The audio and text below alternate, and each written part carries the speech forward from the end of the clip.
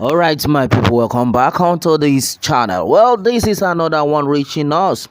Olubadan orders immediate suspension of Egungun festival as hoodlums go on rampage, looting valuables, causing violence. All right, my people, the news in details. The Olubadan of Ibadan land Oba Senator Lekan Balogun CFR Ali Okomade II has ordered the suspension on the ongoing annual Egungun festival in Ibadan, the Oyo State capital. This is as a result of violence, arson, and the looting of shops by some yet to be identified hoodlums hiding under the cover of the festival in Ibadan. The monarch equally summoned all the leaders of the masquerades known as Alagba in Ibadan land to an emergency meeting on Monday afternoon at the ancient Aliwo Palace Agodi in Ibadan.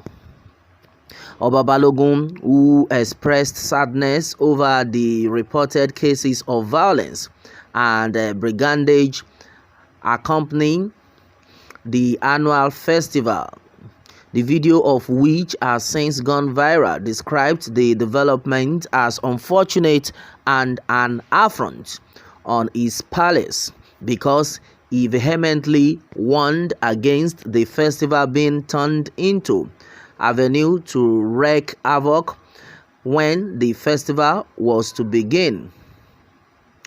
Just last week, the monarch, in similar circumstances, condemned widespread violence during the same festival that was reported at Alafara, Olubadan. The same violence was also witnessed on Saturday on a larger scale. According to his statement, he says, and I quote, "I warned seriously against what is happening when the festival was to commence, and the assurance I got then was that nothing untoward would accompany the festival, but the reports coming to me have been at variance with those assurances I earlier got from the masquerade leaders," the monarch said. No responsible leader would fold his arms or put on the cap of I care less when majority of those subjects one superintendent over are in agony and living in perpetual fear just because of the activities of a few misguided elements who find it difficult to be law-abiding. This is why the suspension clause has to be invoked, and then how long it lasts would be determined by the outcome of the meeting on Monday afternoon, he added. Oba Balogun insisted that the ugly past when the masquerade festival was usually a period of terror when perceived enemies became targets of attack and then violence had been buried a long time ago, and then any attempt to assume it would be met with stiff sanctions. I use this medium to call on security agencies to remain up and doing and then ensure no culprit is spared. Whoever flouts the suspension order just given under whatever guise must be handled like a criminal. I am for peace, and then there is zero tolerance for whatever it is that will not give my people peace of mind, he warned. All right, my people, and then exactly what is reaching us right now. Well, this is always happening when things like this go on. Though we know the country is hard, we know there is hardship, but at least let everybody be of good behavior. Don't use the opportunity that the country is hard and now start attacking your fellow person. Well, Oba, you can't stop a festival. because of hoodlums. Tell your youth and the policemen to ambush and then arrest and send them to jail. Simply as ABC. All right, this one had been reacted though by Basil Freedom. Well, replying to that, guests have said that you are senseless. So you want Olubadan to allow useless people to make society unsafe for masses. Well, you senseless beast, you talk like this to an old man, more so the king of a famous empire. Is that how you talk to the king Eze of the wilderness you call your town? Idiot. All right, a lot of people do have actually answered that.